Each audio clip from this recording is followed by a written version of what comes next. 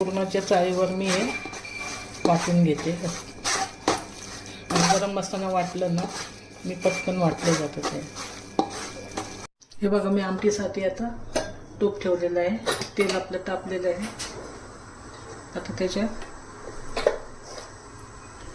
जिरं टाकायचं, जातो मोहरी टाकायची,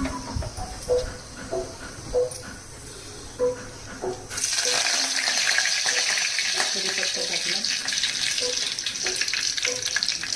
हळद, लाल तिखट आणि 1 चमचा गरम मसाला। तिखट आपल्या आवडीप्रमाणे टाका आणि हा वाटून टाकलेला मसाला टाकायचा।